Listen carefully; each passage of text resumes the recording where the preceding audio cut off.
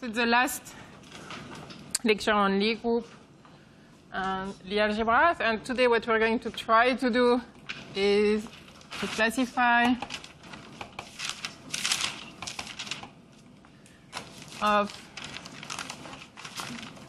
semi-simple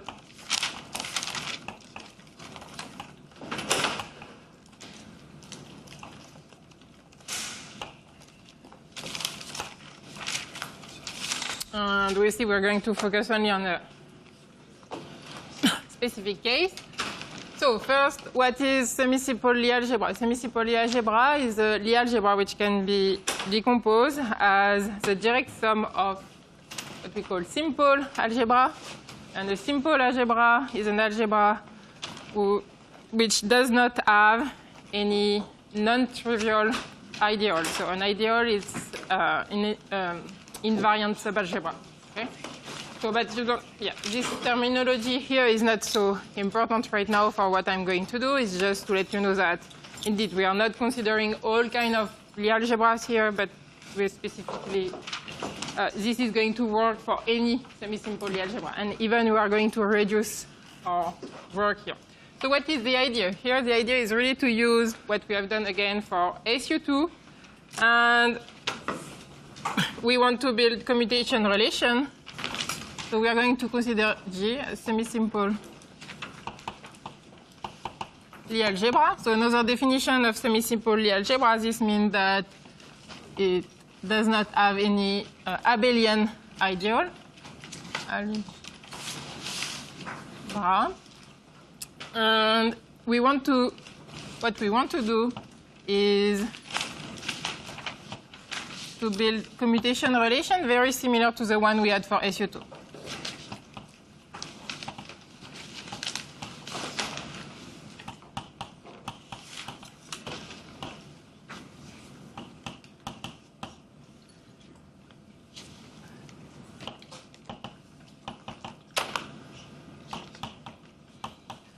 The one, so I'm just going to rewrite them because we are going to refer to that quite often using, and here I'm talking about the commutation relation using the raising and lowering operator. Okay, and we're going to, and here, so here I think I used 3 last time.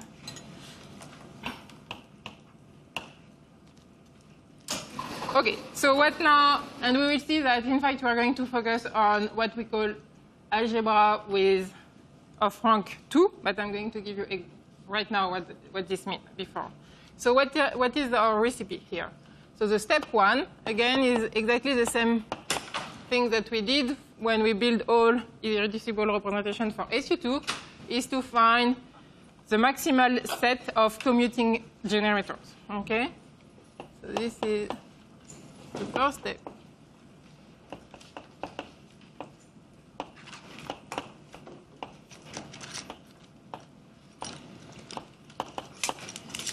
Commuting.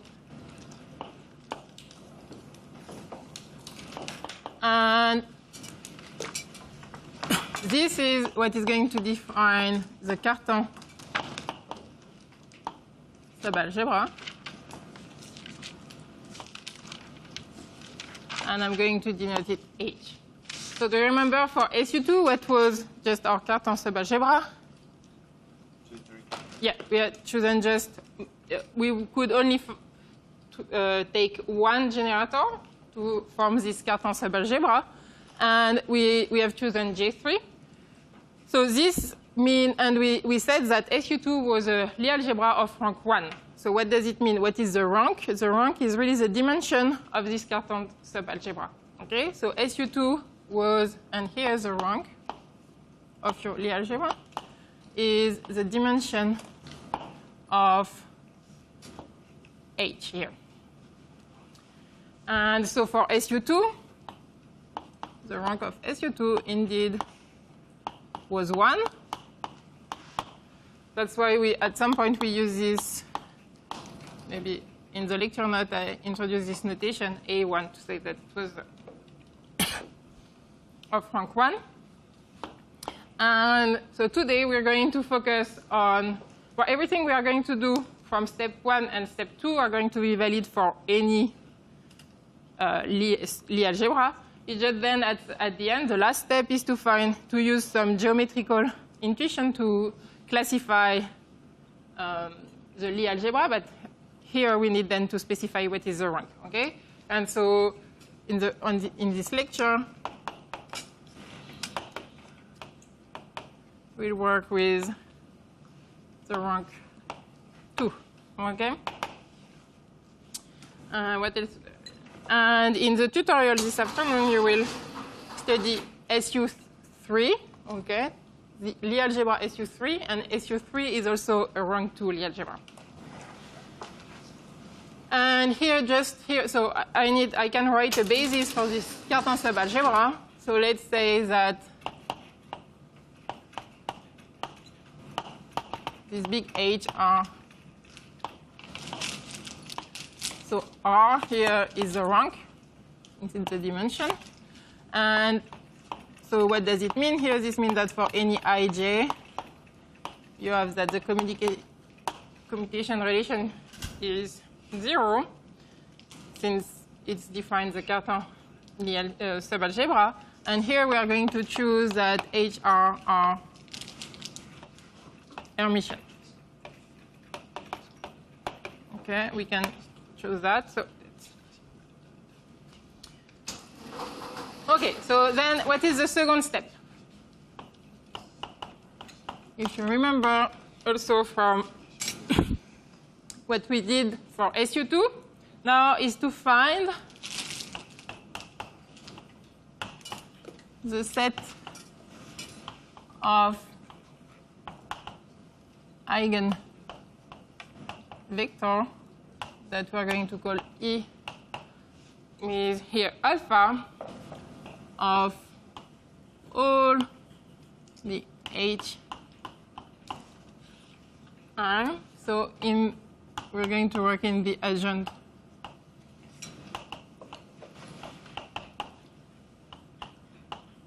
representation.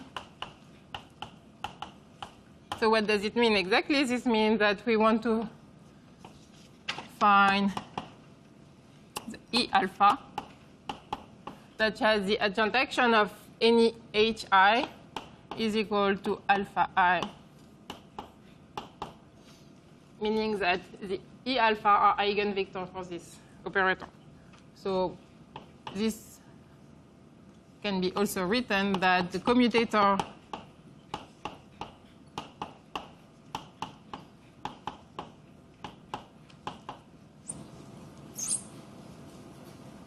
and so here when I use this notation, this vector, this means that here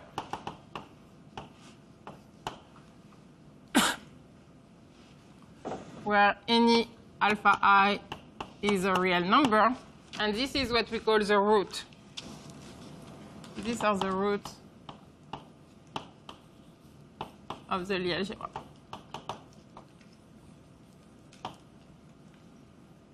Okay, so roots, here you have the rank, all this kind of vocabulary you can.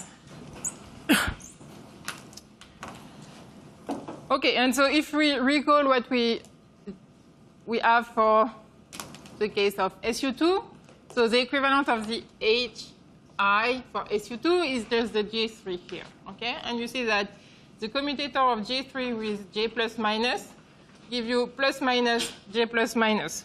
So you see that the root for SU2 are just so 1 and minus 1. Okay, so SU2,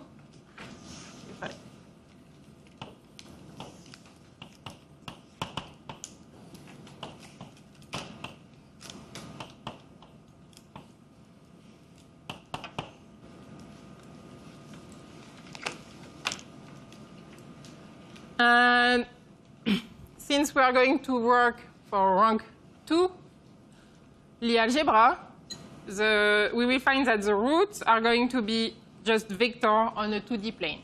Okay, so that's why, so in the case of rank 2. So here I'm just describing the different steps, and then we are going to go again through each of the steps to find everything explicitly. So roots are going to be vectors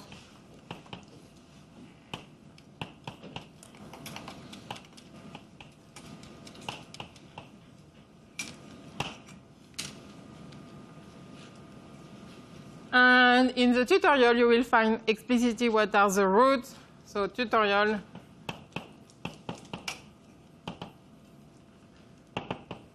roots of SU3, which again is a rank 2 Lie algebra.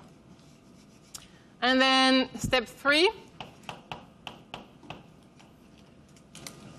we will see with, I don't know, some miracle here that using some geometry, we are going to find some just simple geometry of 2D Euclidean space. We are going to be able to draw all the rank 2 Lie algebra on the graph. Okay, so here step 3 is a bit difficult to describe. It's more or less. And this is going to be using geometry, but this is specific here to R is equal to 2. Okay, so let's now go step by step.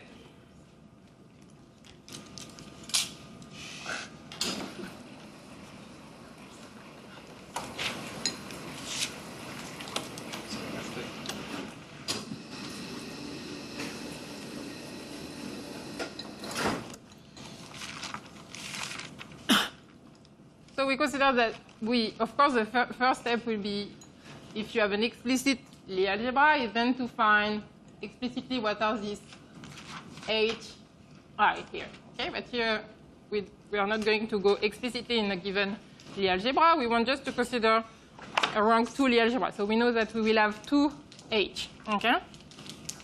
So now let's see what were the steps for SU2, and then try to generalize this now. So I recall that for SU2,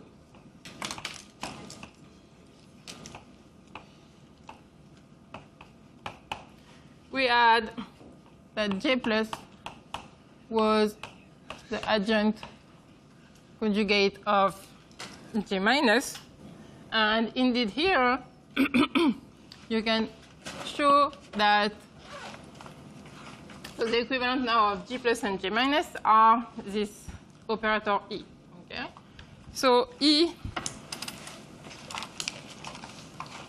alpha dagger now is going to be related. Do you have an idea to this for any? So here you go from plus to minus, and here it's going to be the same. And how can you see that? This is just because indeed you have that. So how do you define this value here? It's because it's given by the eigenvalue of the operator Hi on this eigenvector, okay, associated to this eigenvector. So if you look at the commutator of Hi with this dagger here operator, you can, using the fact that these are Hermitian, okay, what you get is that this is also equal. And we know what is this commutator. It's minus, because it's alpha. And again, here the roots are real, so we just get that. So this exactly means that E dagger alpha has for eigenvalue minus alpha for Hi. Okay? Okay, so this was just, this is the first result. Now, what do we have also for in SU2? So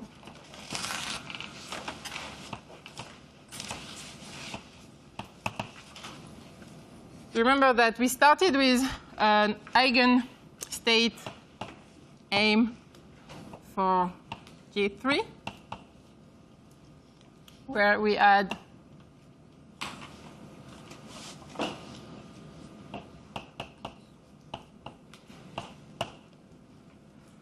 and then we showed that J plus or minus on M was proportional to M plus or minus 1, meaning we showed here that J plus minus were raising and lowering operator. So can we show something? Can we find the analog here of this raising and lowering operator?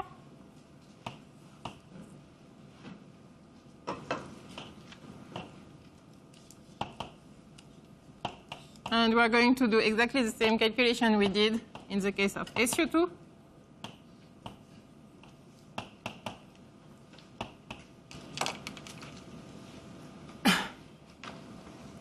Because here what we are going to do is redraw an analogy between J plus J minus and E alpha E minus alpha. Okay? So we want to investigate what E alpha on a given vector, let's call it mu, where mu here is some eigenstate of all hi, okay, with eigenvalue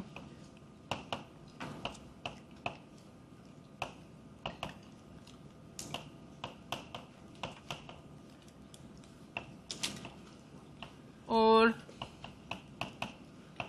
with eigenvalue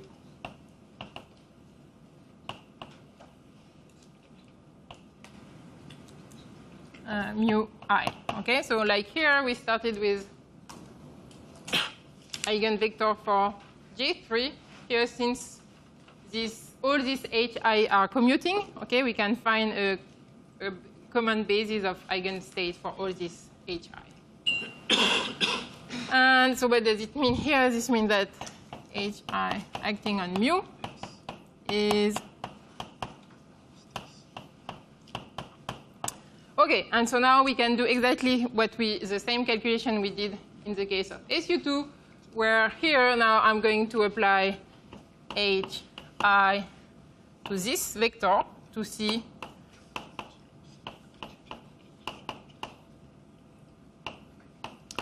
if I can say something about it, okay? And like we did for SU2, here I'm just going to use the commutator. So here I can introduce the commutator plus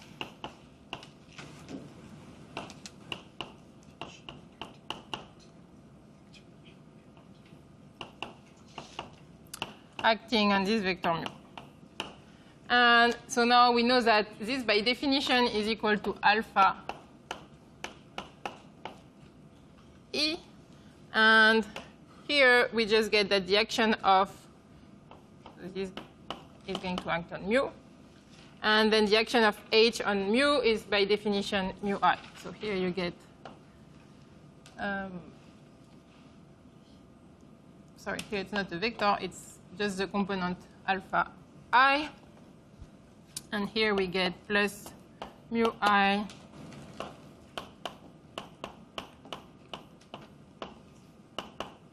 okay, so this is what we wanted. This means that here what we get is alpha I plus mu I times this vector. Okay, so this means that this vector we started with is an eigenstate for any of the hi, and the eigenvalue is given here. So by definition, this is proportional to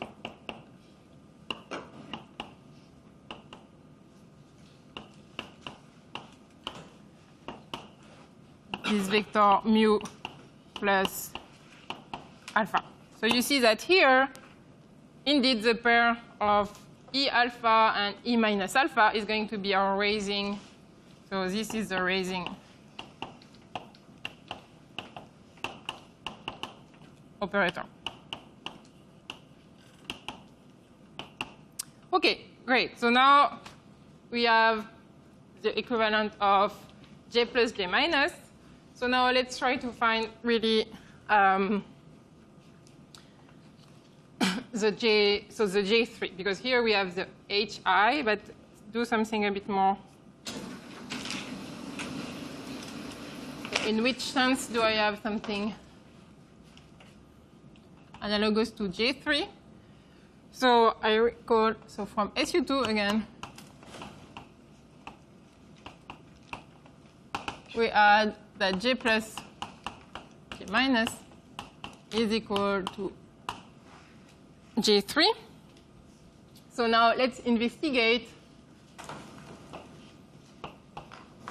here what we get for this kind of commutation relation.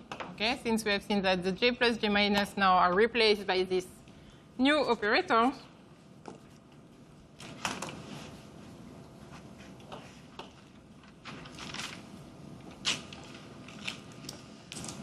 So first we know that the raising operator E alpha is going to bring a state minus alpha to the state alpha plus minus alpha is going to give you the 0 state. And also what we can show now is that this has eigenvalue 0 for all hi. So let's write this explicitly.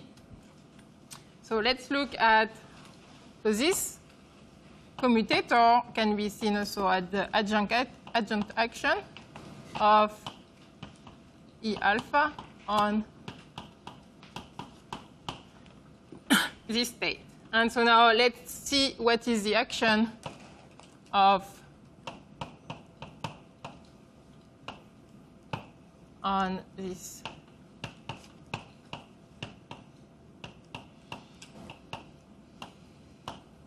Okay, so here I'm looking at the adjunct action of hi on this state, and here using the Jacobi identity,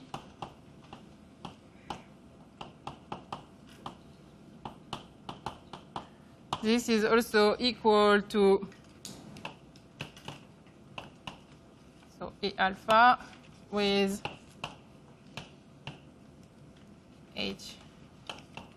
hi E minus alpha, so I'll let you try to do yourself, and minus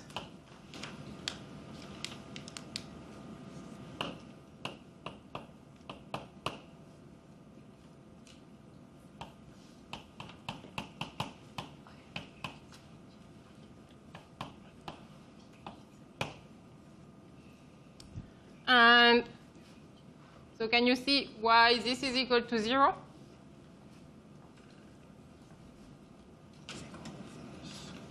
So this is equal to minus alpha I. And here, what do you get? alpha.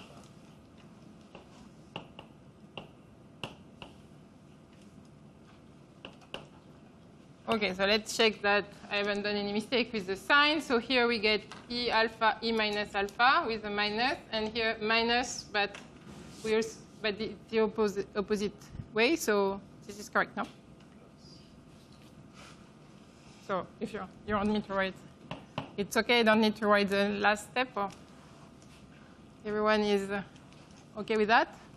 So just we get exactly the same commutator, except that it's the other way around. And here we get the same value here with a minus, and here minus. So what does this calculation mean? Okay. Since we know that here the H are a basis for this Cartan subalgebra, and what is the Cartan subalgebra is the maximal set of commuting generator. Okay, so here you see that this is commuting with all hi. Okay, so what does it mean? This means that this, so in particular, this means that we can try to write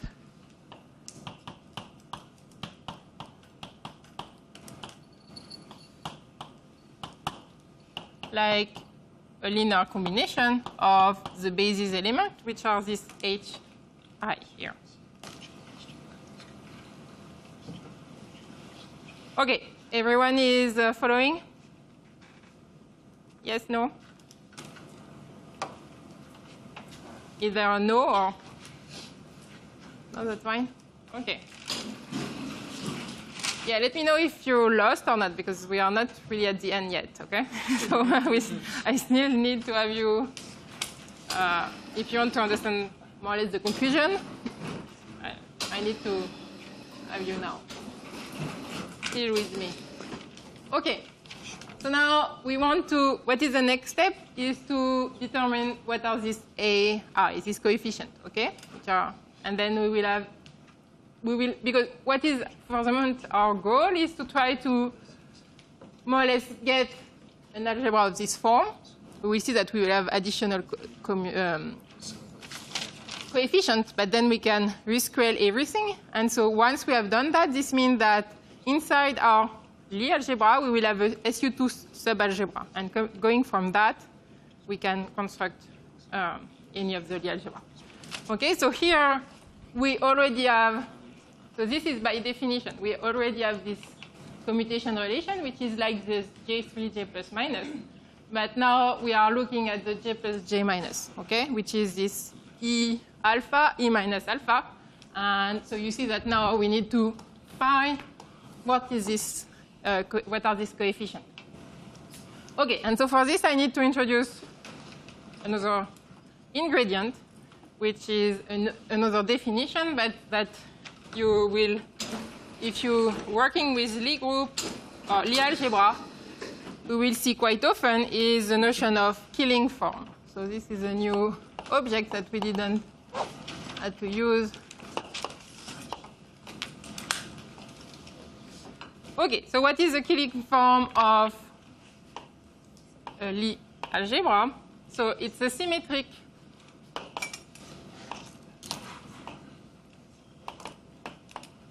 bilinear form defined as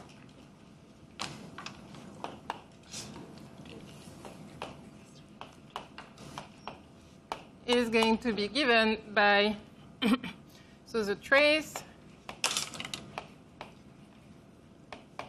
So let me explain what this means here.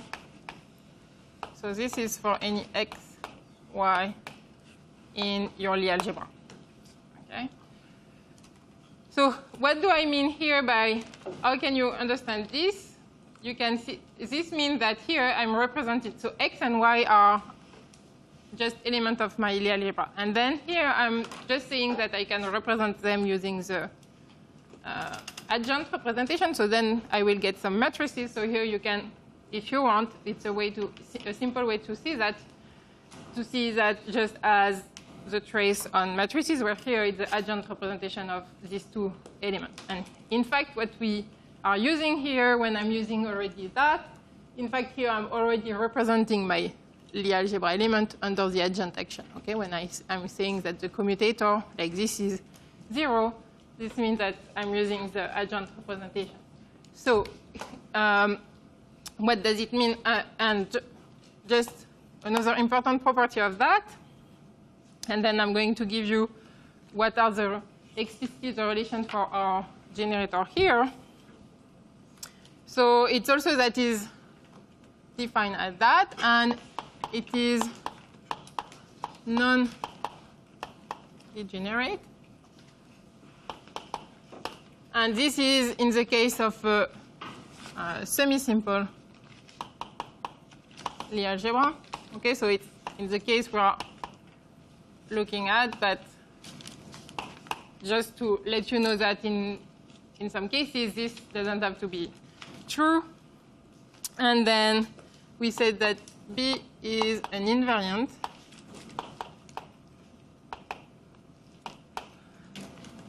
form in the sense that you have that B, the x with y, z is also B of xy is z. Okay, so this is just to give you exactly the definition of this killing form and this important property. But the killing form is then going to give you, in fact, it's kind of like a bit of scalar product is going to give you some duality relation. And so in particular, here, what do we have? In our case, we have that, so this is going to give you between the generator. So in our case, we have that the trace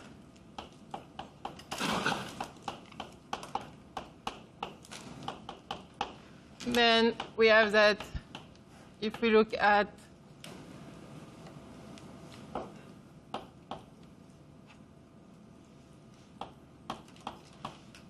E alpha, E beta.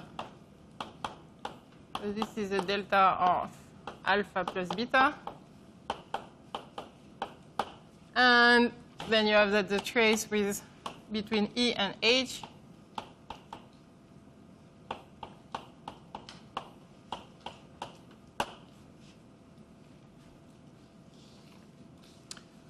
and so using this duality relation here, so using the killing form we have for the Lie algebra, we can so extract what is the A here, okay? Because indeed now, so I'm just going to use which relation? I'm going to use this relation and multiply everything by Hj, for example, and then take the trace, and this is going to give me access to the coefficient. So let's do that. So this means that I'm considering trace of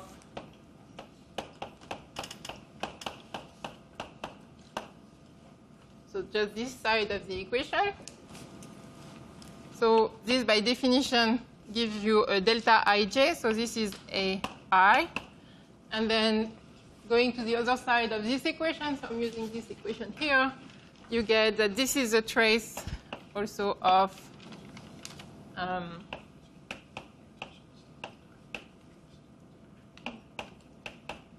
alpha, so the commutator with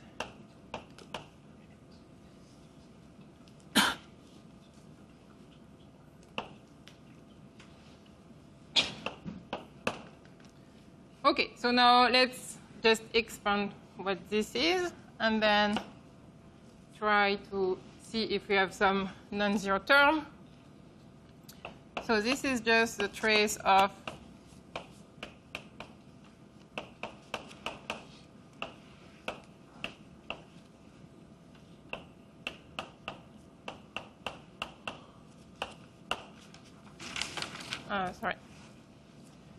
minus. So I'm just expanding the commutator. Then you can use, so the trace is linear, so I have trace of this minus the trace of this, and then each trace here you can again commute, but we already did this kind of calculation. So here I can just, in fact, commute term in order to get that this is trace of E alpha times the commutator of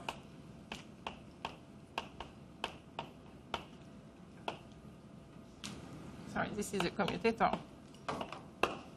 Okay, so this is what I want. So what did I do here? I have this first term, so this one is correct, and then this one, I just did this permutation here.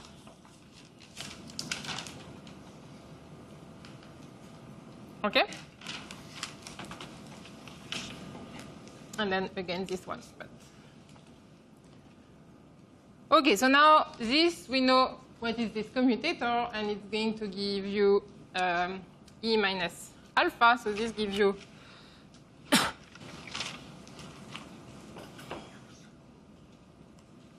and yeah, so this gives you alpha I. So this is a number, so you can go out of the trace, and then you end up with a trace of E alpha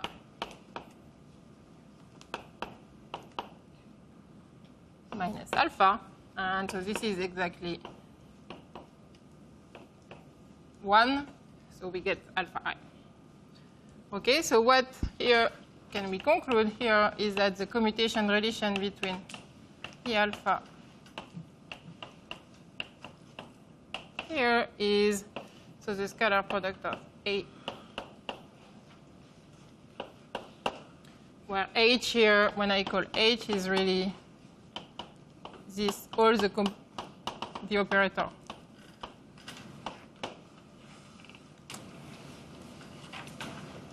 And in our case, we're focusing on R is equal to D. So here, indeed, this alpha is a 2D vector.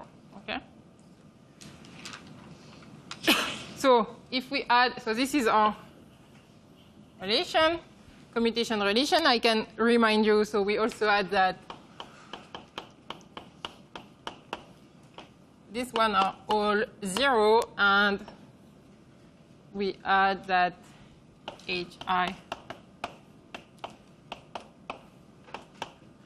is equal to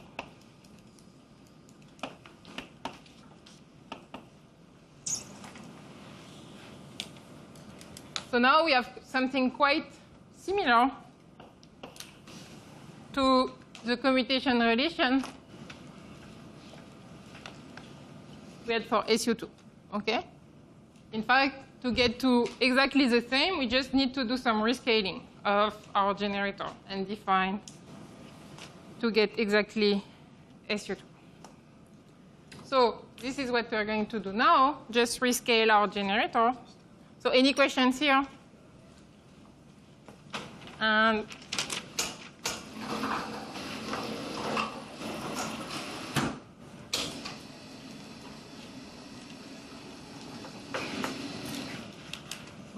no, in fact, I want to keep this one.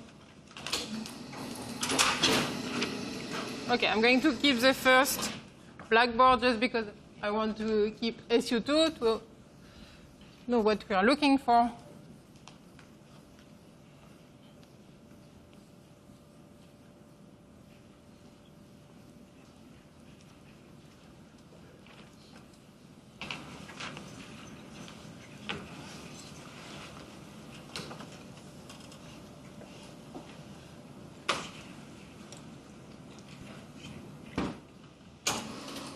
Oh, sorry.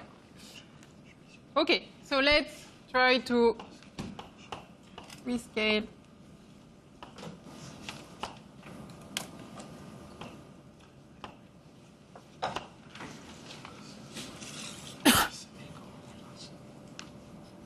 So I'm going to define really E plus as the coefficient A times.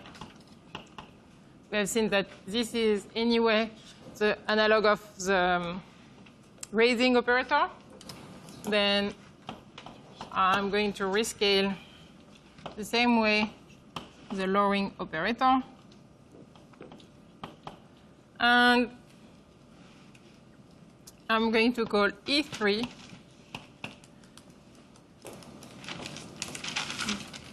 this rescaled operator, which is alpha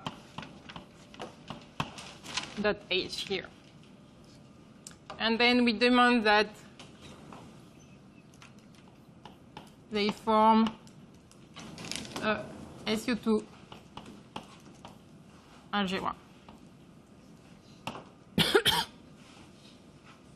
So this means that we want to have E plus E minus is equal to E3 and E3 with E plus minus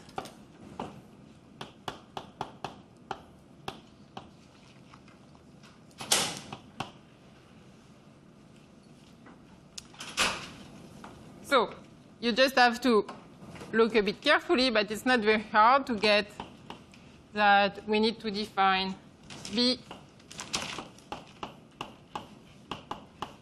like the 1 over the norm of alpha, and A is just, so alpha is the norm squared. So this means that we have, let's write them explicitly, and then we're going to use that to find some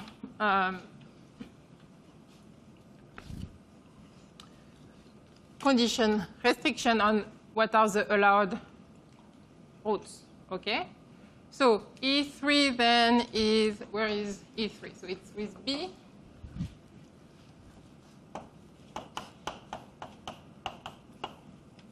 The norm of, and then E plus minus are going to be given by, yeah, you just rewrite. So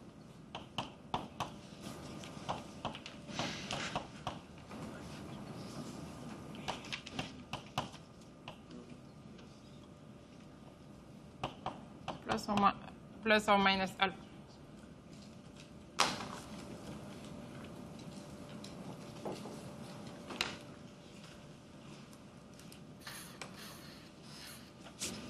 Okay, so here we are at, so step 2 was really to define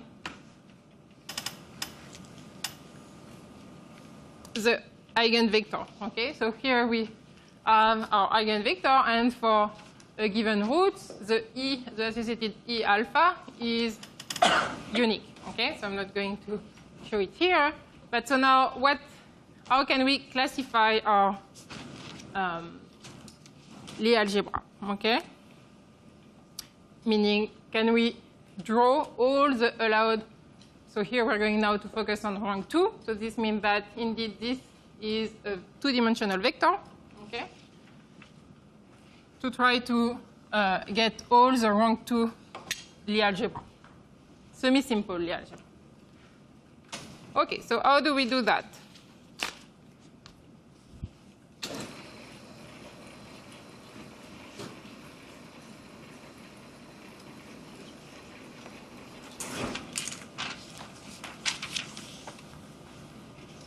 I don't think I need this.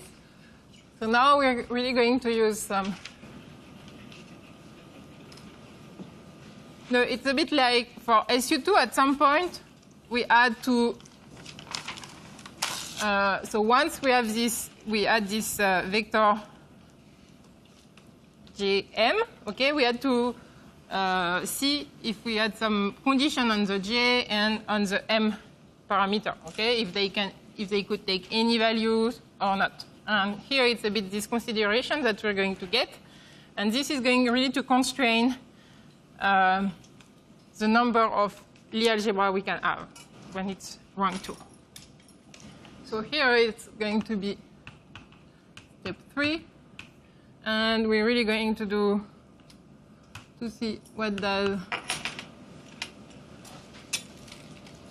simple geometry. So I guess that right now you have no clue why we're going to talk about geometry. But hopefully, well, you can already get that. Indeed, we are dealing with 2D vector. So at some point, yeah, with vector in a 2D plane, you can consider some geometry. Okay, so let's assume here that we can find another pair of roots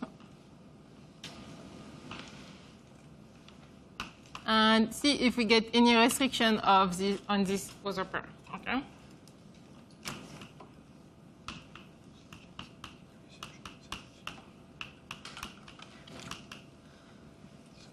So that also satisfies, of course,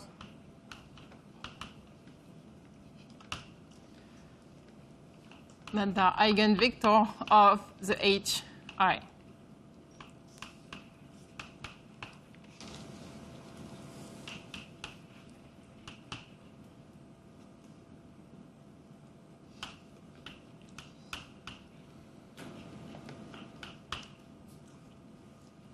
And so now we can ask, what is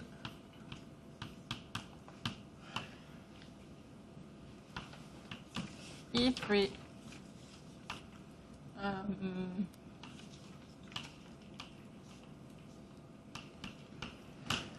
where here I remind you that, so here, yeah, okay. So this means that now these generators are really generated SU2 subalgebra, okay? So we started with Lie algebra G.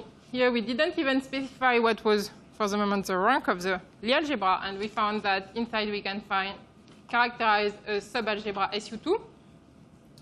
And so now here, this E3 is really this E3 defined in terms of this alpha, the roots alpha we started with. Okay? So here it's, I remind you that this is defined in terms of this alpha. So let's just try to compute this market here and see what we get. So this, by definition, is just divided by the norm.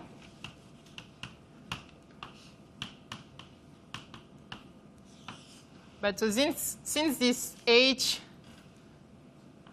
this E beta are also the eigenvector for H, okay, we get here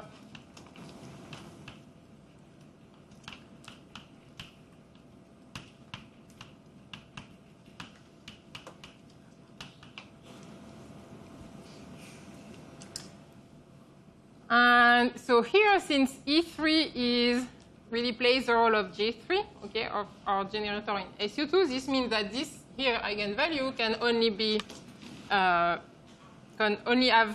half integer value. Okay, so this means that here, from here, we can deduce that first we want this to be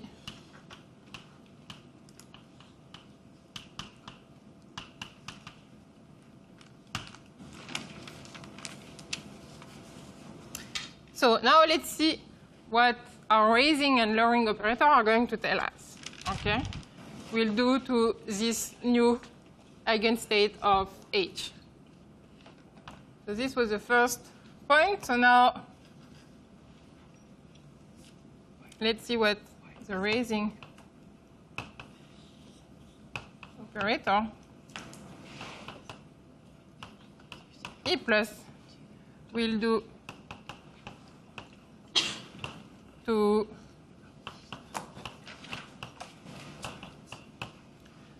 okay, so this means we want again to compute like we did before. I don't know if we did here. Yeah, we did here. In fact, we want to compute the adjunct action of E3. It's exactly the same thing we did for SU2, and we did it again here on the adjunct action of E plus. So in terms of commutator, this means we look at this commutator, E plus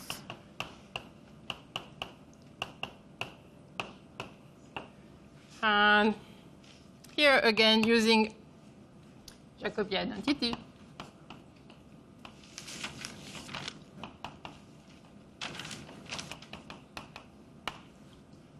So it's exactly what we did, no, maybe not here.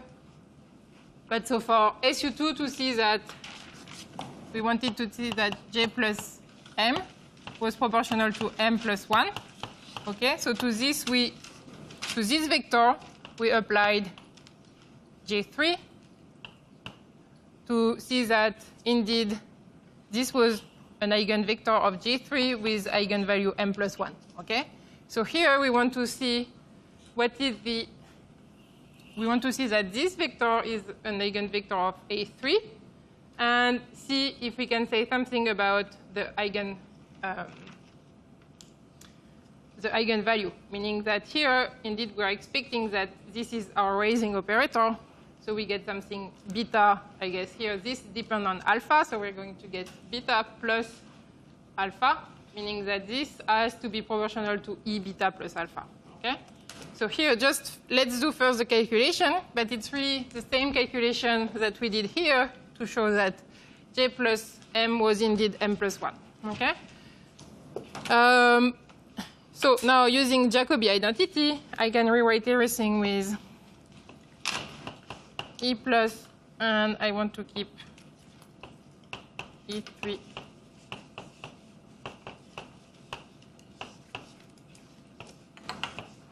E3 E plus, so I rearrange things to that I don't have any Okay, so what can we conclude here? I want to keep this E plus E beta. What did I do here? E3, E, yeah. So this gives me, so now I can use this commutator here. So I get this coefficient.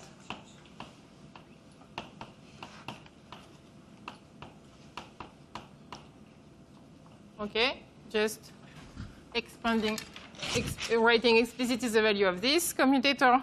And then I'm still have the commutator of E plus E beta. So it's what I was looking for.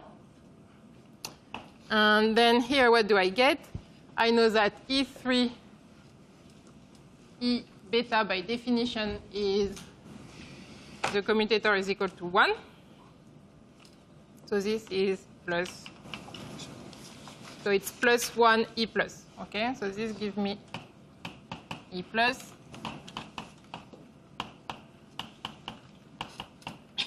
Okay, so hopefully we are almost there. If no one is lost, I'm almost lost, but not yet. So this is give you that this is indeed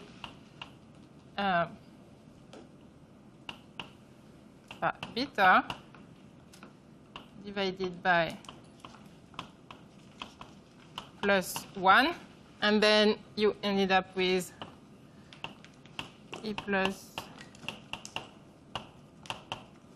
Okay, so let's see how we can interpret that. So this means that under the adjunct action of E3, this is indeed an eigenvector for this action, okay?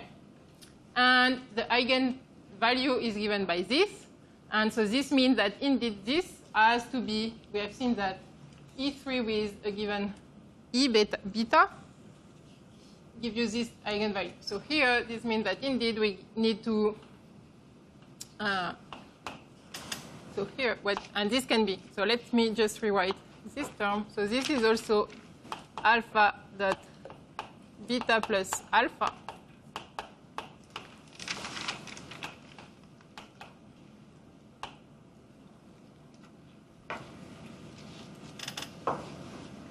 So this now is interesting because it tells us what this raising operator is and lowering operator are doing. Okay? So here this means that the raising operator is taken a state beta, and when you apply this E plus, you go to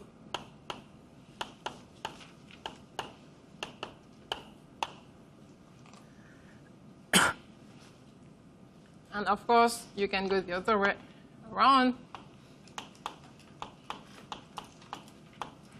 And if you were now acting with the lowering operator, you could find this relation. So we see that here we have what we call a chain of roots. And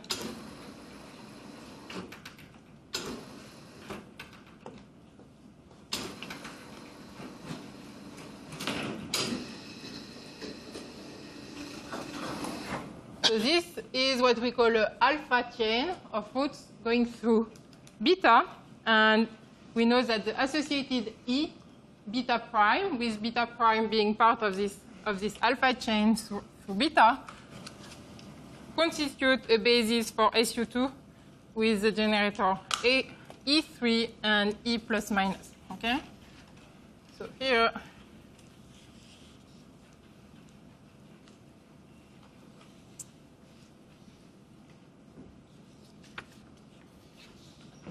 and again, we are going to, like for the case of, since we focus on finite representation, we have a highest weight. Okay? So finite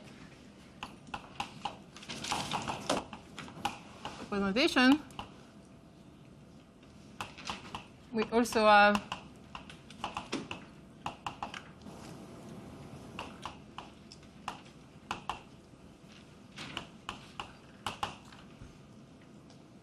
and so suppose that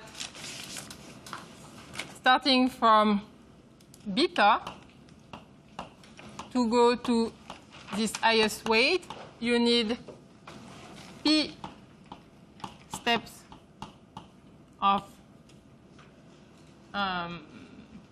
using E plus, then this means that you have a relation like this.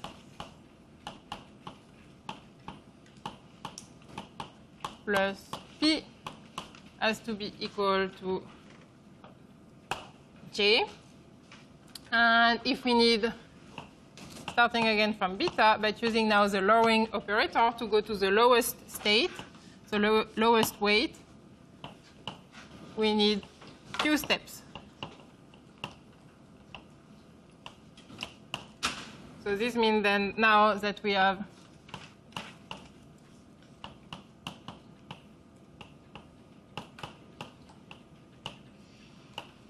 minus Q has to be equal to minus J. And so this is going to give you, so here we can get rid of the J. And so what do we get? We get that 2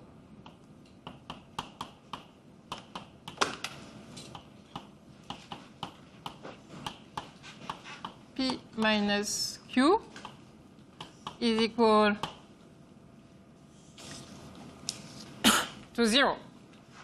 So what does it tell you? So of course, this tells you that we know that this is an integer because it's a number of steps. Q is also an integer, so this has to be an integer, but we already knew that. So what is, let's say, amazing about that now is that we can, in fact, do the same calculation, switching the role of alpha and beta here. Okay? And if we switch this, what we would get a similar formula. So now I switch the role of alpha and beta. Okay? I could have chosen beta as my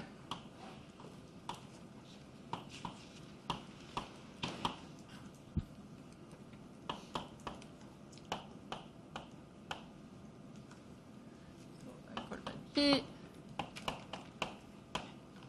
And so now combining these two, what I get is that, and you will see why I'm doing all of this, the scalar product of these two vectors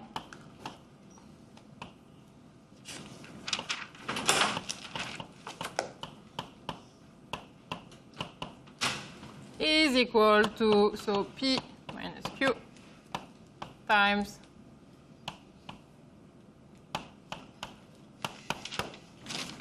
okay, so just multiply the two relations.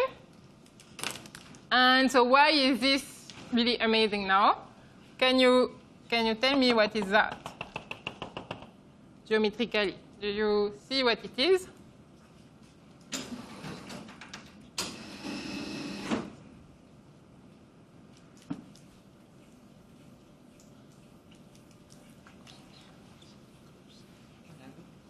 Sorry? An angle, a cosine? Yeah, so if alpha and beta are 2, so now we are really in the case R is equal to 2. So these are 2D vectors, okay? And so this is exactly the formula of cosine squared times 4, okay? So here you get that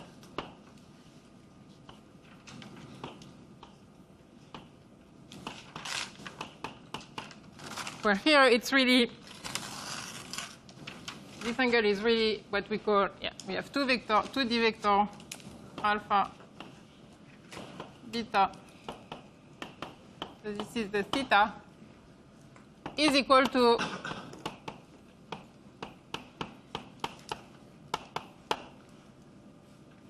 so how do we get, why do we get some restriction? So we know that the cosine square function is going to be bounded by 0 and 1.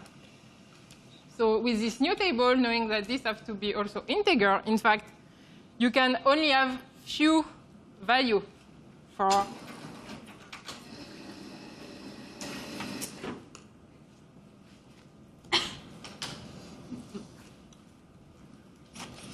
and so this means that, in fact, this is to say that the angle between any pair of roots of a Lie algebra can only be chosen between the list I'm going to give you, and you're going to see that this list is quite small. So this means that indeed we can really say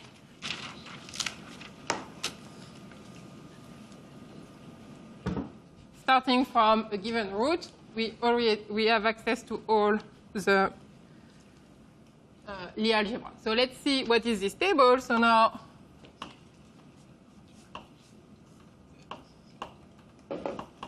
we said that this is bounded from 0, but then to 1, and here it's multiplied by 4. So if I divide everything by 4, I guess I get this number.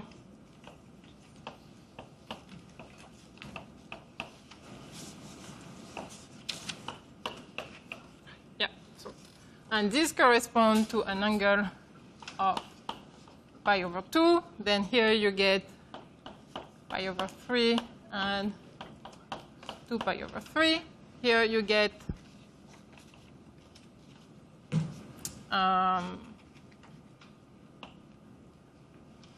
1/2, so it's pi over 4 or 3 pi over 4. And then here you get pi over 6.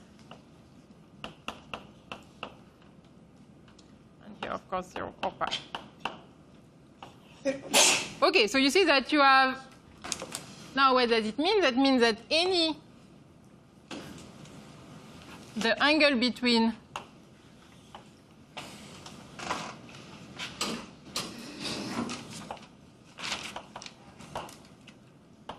any pair of roots has to be taken, can be only chosen from this table here.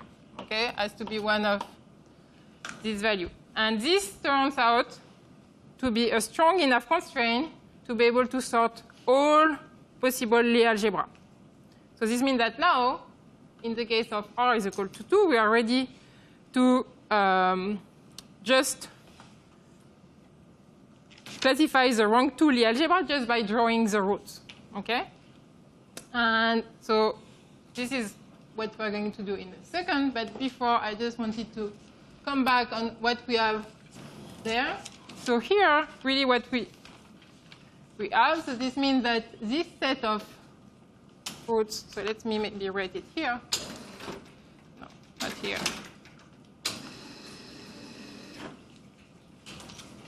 So as I told you, this is to come back to what I wrote here. So we have a, here starting from beta, we said that we can take q steps to go to the lowest weight, okay, which was minus j, but here we don't need to specify this value here. And we took p steps with using the lowering operator to go to the highest roots. So we get this set of roots, and this is what we call the alpha chain of roots through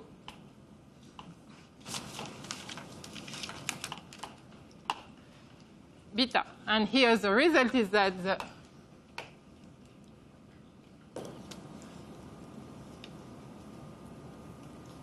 we have so the alpha prime beta with beta prime being a parameter of this alpha chain through beta constitute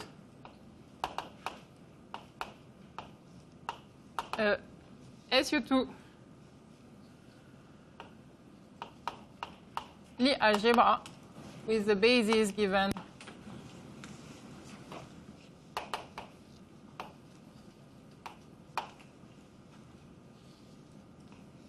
is the generator given by E3 and E plus minus here.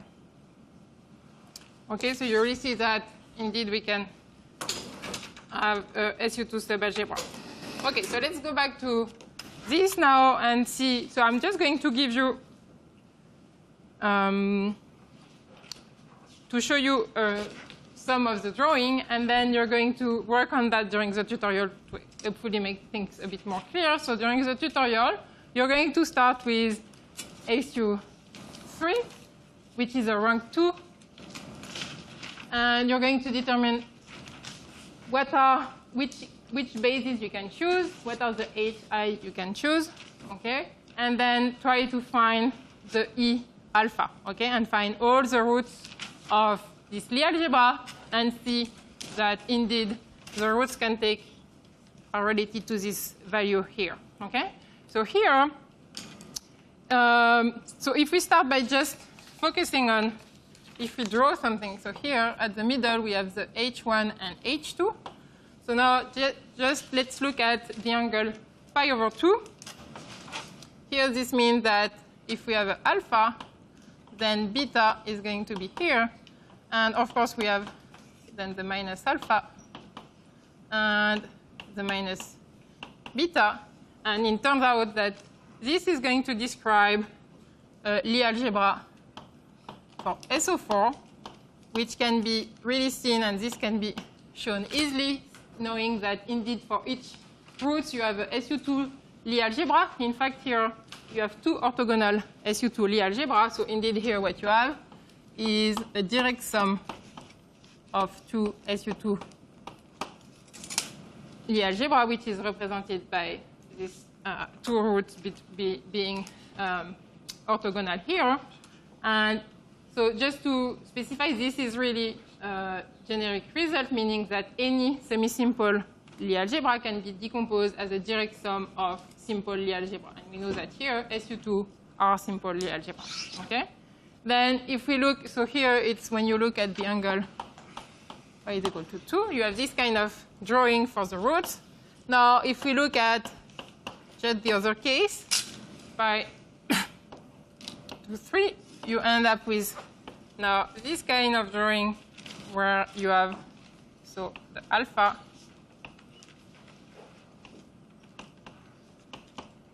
beta, and here in fact all the other roots can be written in terms of this alpha and beta. And in fact this drawing is the one you should get when you're going to study SU3, because this is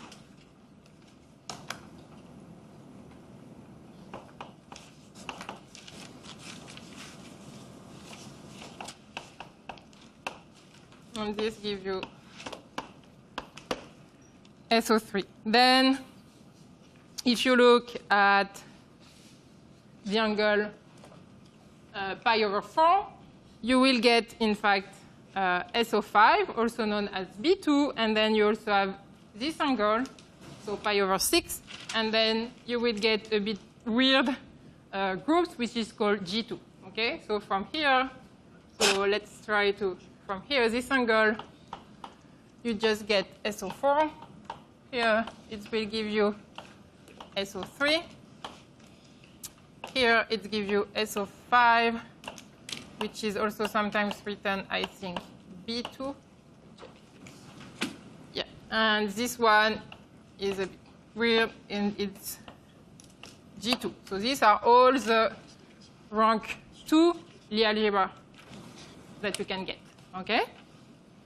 And so you're going to work a bit with this drawing and also the Young tableau that we introduced yesterday during the tutorial. So hopefully you're going to become a bit more familiar with that, and you're going to go through again these different steps because you're going to look at a specific Lie algebra and try to find, define this generator here, okay? And so here we looked at a rank 2 Lie algebra. Then if you continue to higher rank, you will also be able to find all the possible simple Lie algebra using this root method. But then you need to use some other diagram which is called, so for higher.